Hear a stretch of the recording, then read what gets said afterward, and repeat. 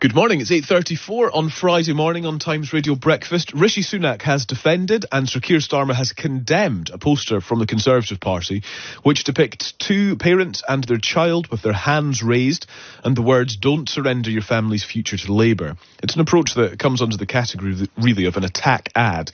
One of the most famous in electoral history was the Conservative ad in 1979, which showed hundreds of people queuing up at an unemployment office with the slogan, "Labour isn't working." It was designed by the agency Saatchi and Saatchi. Richard Huntington is now their chair and chief strategy officer. Good morning, Richard. Good morning, Callum. Good to speak to you. You do claim credit for winning for Margaret Thatcher as part of the inclusion of the Labour isn't working poster, strategy, tagline. Talk to us about why you think they had such impact. I think it was the first time that what we would call conceptual advertising rather than just sloganeering was used to engage an electorate, and it framed that election. And great political advertising, great political posters frame an election for the electorate. That is what Take Back Control did for Leave in the Leave referendum. And so there could be very, very powerful attack advertising if that is your strategy. Yeah, and that's the thing. How do you decide that is your strategy or should be your strategy? I mean, that's got to be dependent on where you are and where you think you are in the polls. I can absolutely see that the Tory party now have only one option, and that is to attack. That isn't necessarily the case if you're in a great position. I remember 2001, I think Labour ran a whole load of posters simply thanking people for voting for them in 1997. So I think it's a nuanced decision when to attack and when to promote. I have to say, though, if you're going to attack, make it powerful and make it credible. And that piece of work from the Conservatives is neither. Why is it neither? I think because it simply isn't credible. It reminds me of an ad that Saatchi and Saatchi ran in the 87 election, which had, a soldier, I think, with their arms in the air, and it said Labour's a policy on arms. And it had credibility because at the time, Kinnock had a broadly pacifist and unilateralist strategy, a manifesto. So it had credibility. I don't know what this is talking to. I don't know what fact, what gaffe, what promise, what policy this is talking to. It seems to be attack advertising in the ether, and therefore it doesn't grab hold of anything in anybody's minds. What about the difference between an online attack ad and a sort of real-life one that you might encounter on a bus shelter or whatever? Do different things work in different, I don't know what the word is, platforms, I guess? Yeah, okay. I mean, I think what we've got to remember about political advertising, it's really, really important, is all advertising in this country is regulated. It needs to be legal, decent and honest. The one exception is political advertising. Presumably it needs to be legal, but it does not need to be decent, and it does not need to be honest. And therefore, social media, which is already a sort of free-for-all, is a terrible environment. And it's full of, frankly, completely unprofessional communication that is unregulated. I think it's politics in the dark. And I think the thing about the great political poster and about the outdoor medium is that it's politics in broad daylight. And I think we need more of that and less of the politics in the shadows. How astonishing that politics ads don't have to be honest. Why is that a quirk in the system? It's really weird, and it's kind of intricate. Basically, the Advertising Standards Authority, which regulates all advertising, it was felt that if they were regulating political advertising, it would sort of draw them in and make them a politicized body. So I sort of get the reason. But I mean, I will repeat that again.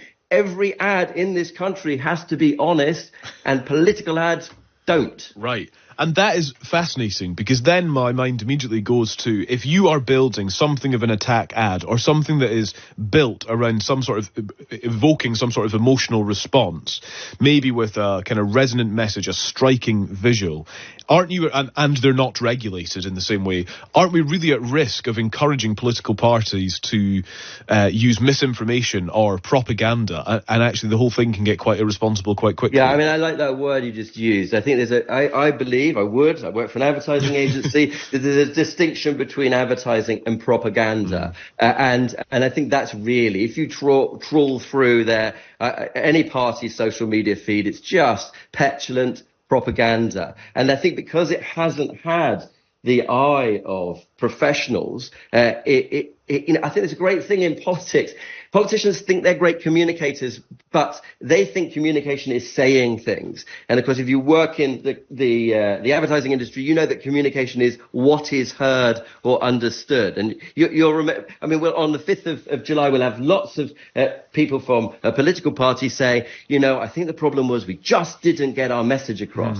And it's the fundamental misunderstanding of communication and the way it works on people. It's fascinating. What about then, if we think about other examples here? So Sir Keir Starmer has a bit of an image problem that keeps coming up when people ask him questions in these TV events or whatever. They think he's boring, that he's a robot, he's not a real human being. Is there an ad that could change that?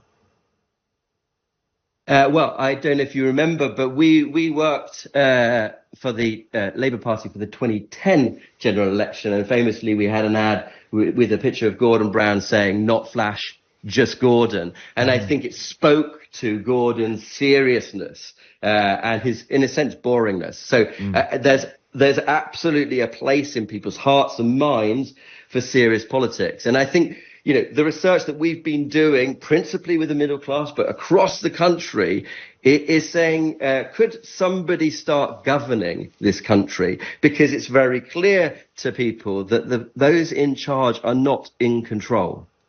So then, when it comes to the work that you've been doing, that is fascinating, this idea that people aren't in control, this idea that there's a kind of general feeling of joylessness, that things are more challenging.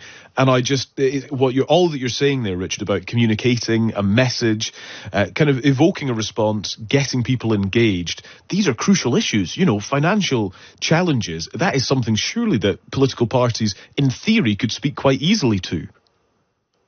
They could if they chose to. I really understand the base strategies of both major political parties. If you're that far ahead and you're the Labour Party, why would you risk saying too much? But what people are desperate to hear, that our summary is people are worried, they are tired, and they are desperate for hope. And the problem is that they are very, very wary of false hopes. For a bunch of people in this country, Brexit did offer hope. They voted for that hope, and then it was dashed against the rocks of economic failure. So it's a really difficult position to be in. But people are crying out for a solution to our economic problems. And yes, we've seen some better figures on economic growth today. But I work for many British businesses, and they just need people to have a little bit more money in their pocket so they can spend and support British businesses and support British jobs.